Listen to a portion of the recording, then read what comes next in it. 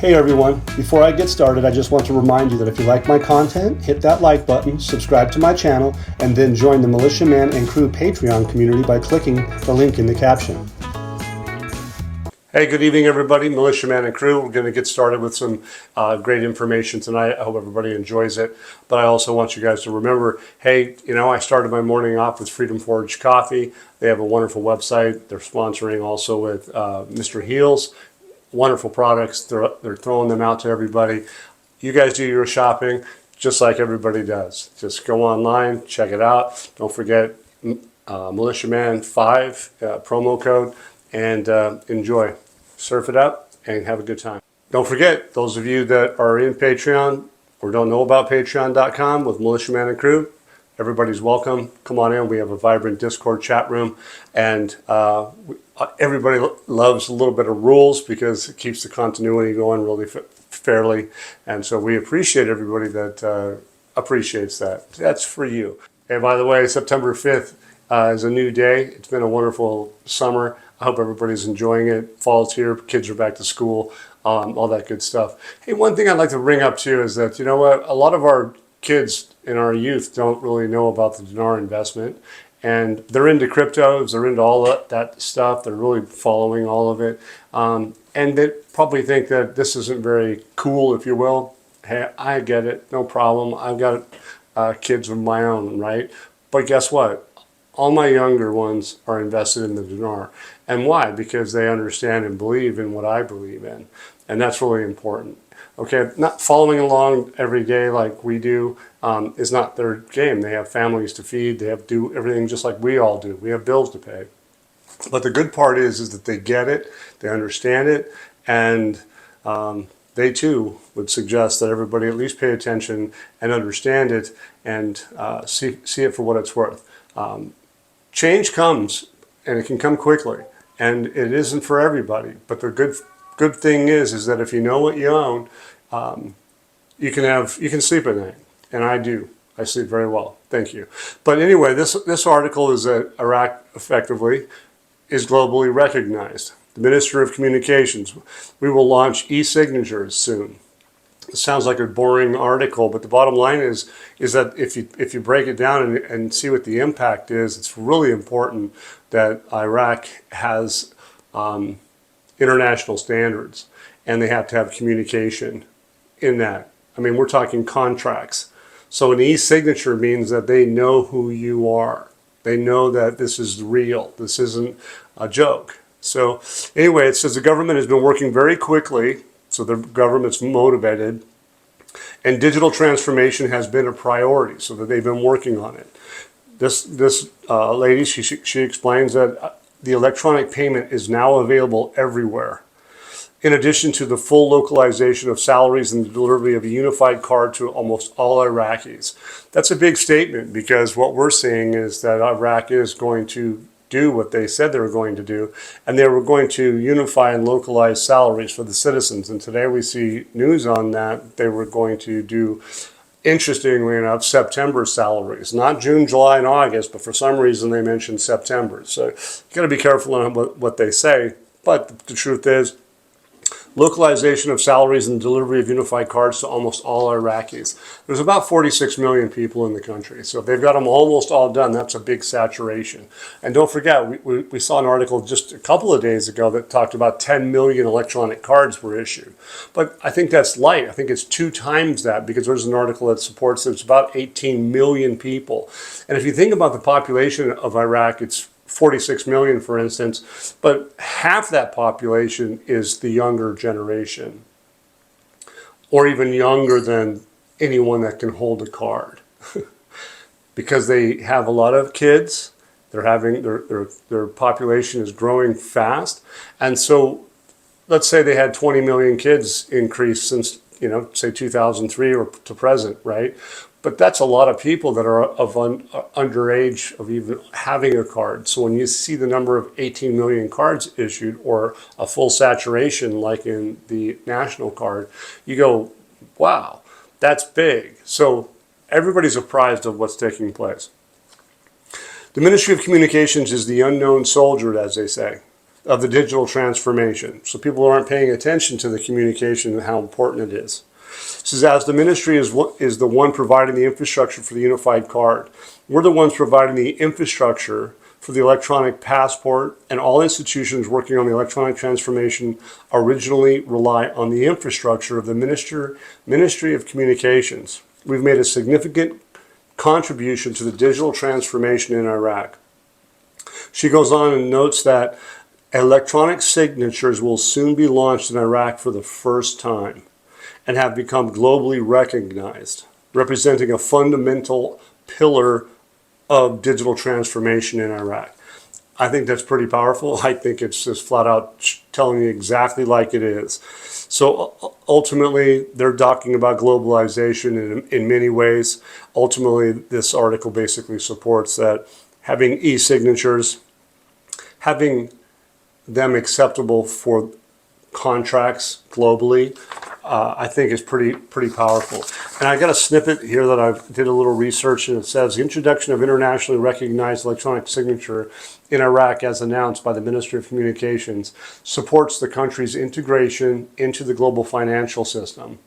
Electronic signature is a key component of digital transformation, enabling secure and verifiable digital transactions. And also it aligns with Iraq's broader efforts, such as widespread electronic payments, the cards that we talked about, and the issuance of unified national cards to modernize its financial and administrative systems. By establishing a globally accepted electronic signature, Iraq can facilitate cross-border trade, e-commerce, financial transactions, enhancing connectivity with international markets and systems. I don't know what you think about that, but that's the bottom line. Is like, really? So you're that far along, and this is going to be done for the first time? So something's going to happen at the first time. They're going to be able to do e-signatures. In other words, if they're going to be doing something, it's going to be legit. Anyway, that's a good article. I think you guys should come into patreon.com, check it out. And don't forget, Super Samson is in every single day. She rarely takes a day off. She deserves a couple days off, that's for sure. But anyway, that's where you'll find all of her information before I even can get to it, because that's different time zones. Super Samson, thank you very much. So it says, here's another one. It says, ahead of its launch with a high-level government and international attendance, the Baghdad International Forum offers a new Iraq vision for the challenges of the energy market. Well, you guys, I don't know if you realize this, but this is starting tomorrow morning, early hours. Some of the biggest energy companies in the world are going to be in Iraq. They're probably already there. I wouldn't be surprised if you scanned the airports to see all the private jets. Well, that's on you. I haven't done that yet. But anyway, it goes and says this strategic event will put Baghdad at the heart of global energy dialogues and a high level of official and governmental presence represented by the participation of energy ministries from Iraq, from Egypt, Jordan, Qatar, Iran, Turkey, Libya, in addition to the presence of leaders of international institutions, most notably OPEC, the Gas Exporting Countries Forum, which is called the GECF, along with the standing national companies such as the National Oil Marketing Company, SOMO. The list of international attendees is full of major international companies such as BP, Total Energies, Shell, Eni, Chevron, PetroChina, JPEX, and Kuwait Energy will showcase their latest investment plans in Iraq's oil, gas, and renewable energy sectors. So these companies are going to showcase their latest investments in Iraq. Well, why? Because they know what's coming. Okay, so the forum will be about 2 days. They'll have many discussion sessions, etc. But it says the importance of this forum for Baghdad and Iraq lies in its consolidation of Baghdad's position as a center of regional and international energy dialogue. It also reflects the international community's confidence in Iraq's ability to host global events.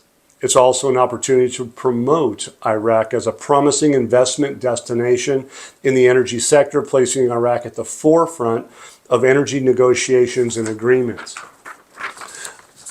I don't know if you guys think about that for a minute, how powerful that is. Rewind it, check it out, think about it. It's it's showing you that our investment is solid. That's what it says to me anyway. It has become clear that the forum embodies the vision of the Faran Corporation, which states that risk management is no longer merely an internal matter, but an international issue that requires partnerships between governments, companies, and organizations.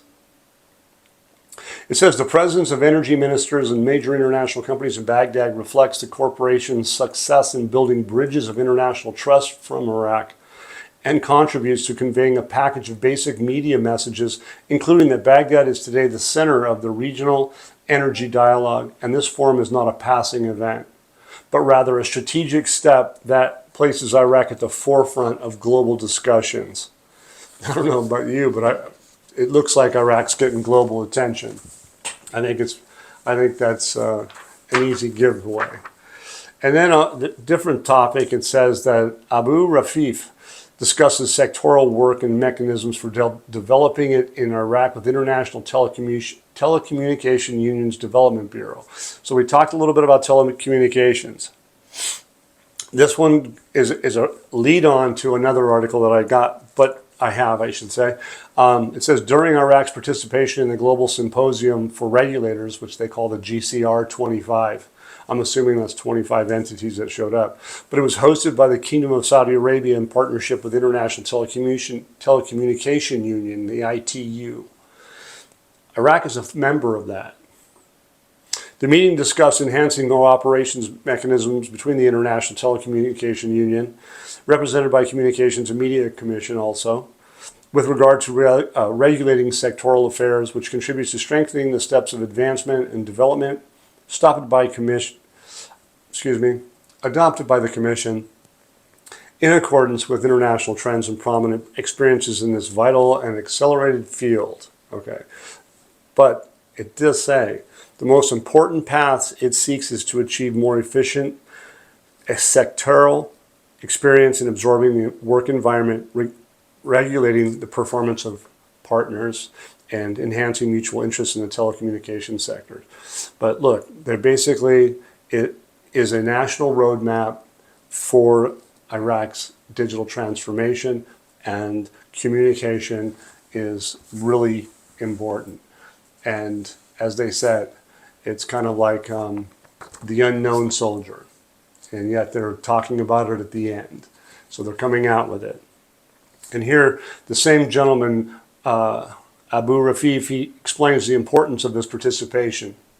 He says he was received by ambassadors Saliafa Suhail. Okay, I'm not going to get into the names, you guys, because I'm terrible. But it does say that the important role played by the Iraqi embassy in Riyadh, stressing that its active presence and continued support under the leadership of Ambassador al-Suhail present a bright message of Iraq and contribute to empowering official delegations to successfully carry out their missions, enhance their roles in international forums. Again, they're talking about international forums. Anyway, the bottom line is that the International Telecommunication Union is presenting new horizons, and they're suggesting Iraq's regional integration is part of a vital sector.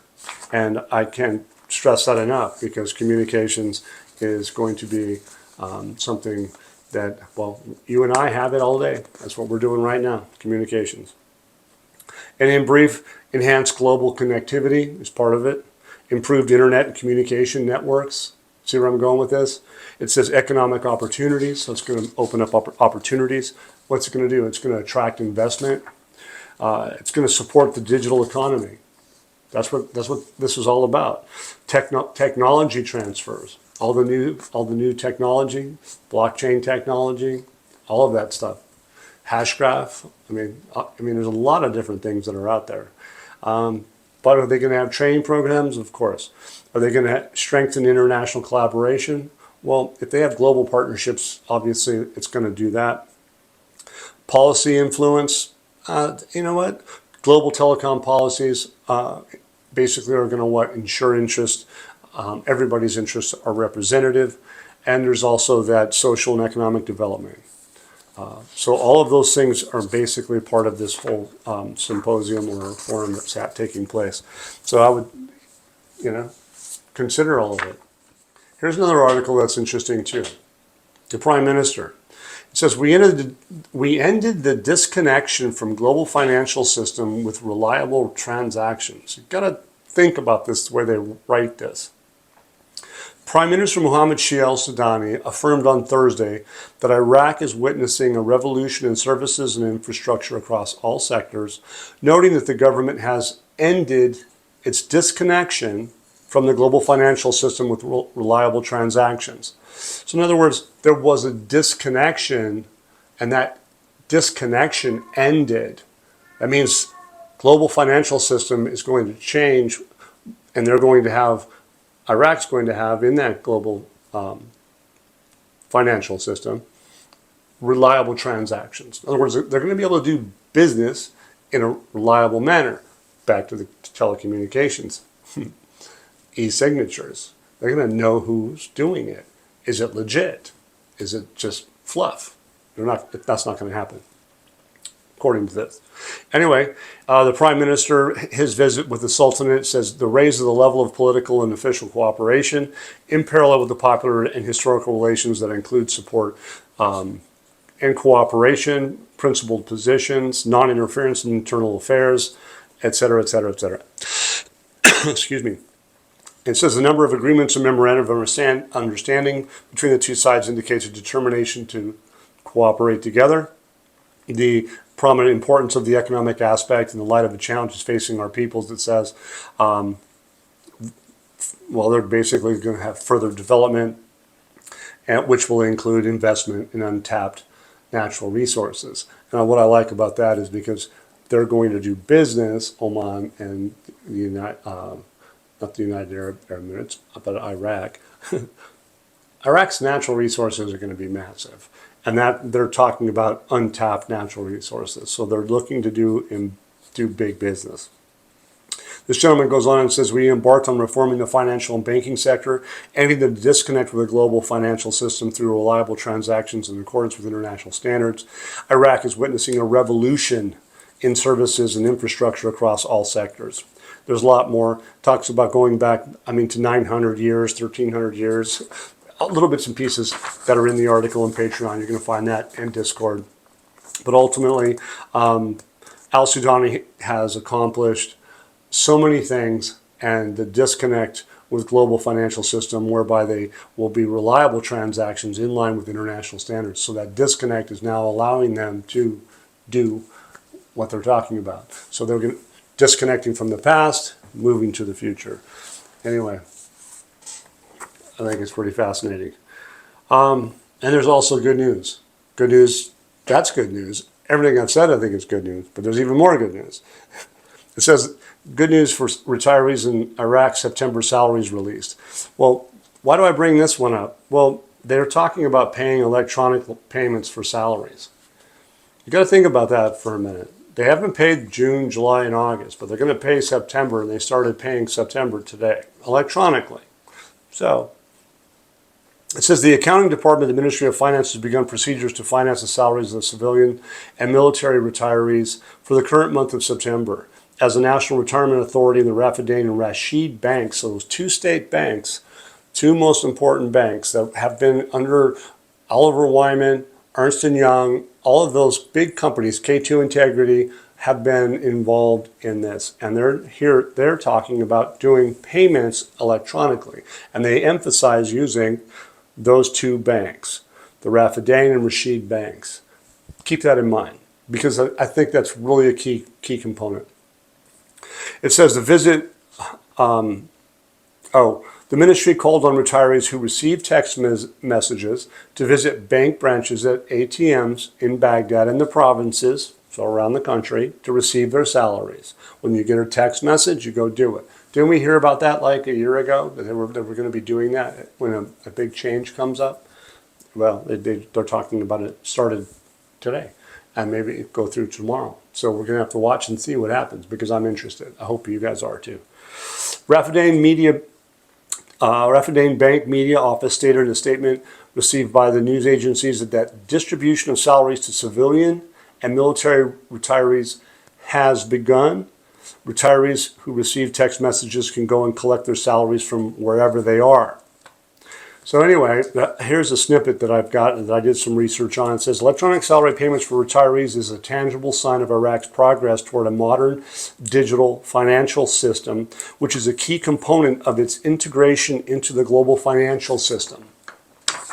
It goes on and says, this development supports the infrastructure needed for potential currency reforms, including redenomination and maintaining a stable rear by enhancing transparency, financial inclusion, monetary policy effectiveness.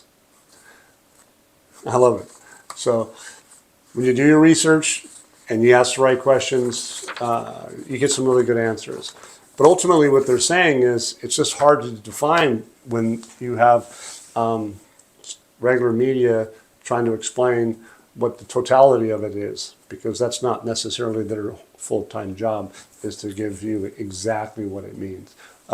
Should they? Well, of course they should. But do they? I don't think they do. And that might be for a good reason, because they have plausible deniability. Well, we told you in the article. Well, you didn't explain it like I just did. So anyway, back to this article. I've been thinking about this, and I might just do a little wing it on my own, and a little bit of a theory in this particular case. But e-wallets in Iraq. We talked about this in the last video. Financial revolution or a digital trap. Central Bank of Iraq recently announced the launch of a reciprocal money transfers services via electronic wallets, a step described as a qualitative leap towards enhancing financial inclusion, supporting digital transformation. Okay, that's part of it. It says these new services will enable individuals and business owners to conduct financial transactions with greater speed and flexibility, including transfers between verified wallets as well as direct transfers to merchant wallets during purchases. Okay, so they're talking about doing business commercially. Iraq does not technically do commercial business in dinar. Well, they're supposed to do it in dinar, forgive me. But they're dealing with global trade by converting into other currencies. And they might need to have those currencies on hand. But effectively what Iraq is doing when they go digital, and they're talking about those cards, electronic payments at the gas stations, at the point of sales and stuff, they're reducing the note count. And they talk about all the money that's on the street, all the money that's outside the banking system. Well, think about it for a minute. Who makes the most money in a marketplace, typically? It's usually the merchants, effectively, who are selling the gold miners all the picks and axes and the clothing and stuff. Look it up. It's pretty real.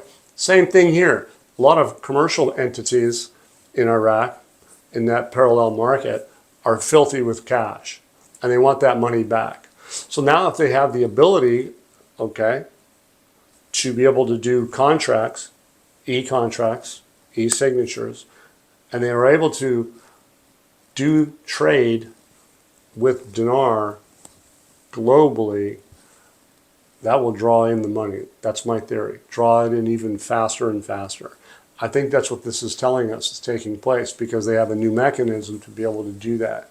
So bring in your cash into the bank. You'll be able to do digital transactions for commercial trade internationally in dinar. That's what I believe that says. That's my theory. Hope you guys enjoyed my content tonight. And if you do like it, hit that subscribe button and like, of course. And thank you guys for all those donations that help me keep this channel going. But keep that in mind to what I just said. It's powerful information, and I think it's going to be a wonderful week. Thank you. Once again, guys, don't forget to hit that like button if you like this content. Subscribe to the channel or join us at the Militia Man and Crew Patreon community for even more exclusive content. You can also donate to this channel by hitting the links in the banner to help keep this page up and running. Your generous support is greatly appreciated, as always. Much, much appreciated. Thank you so much, and have a great day.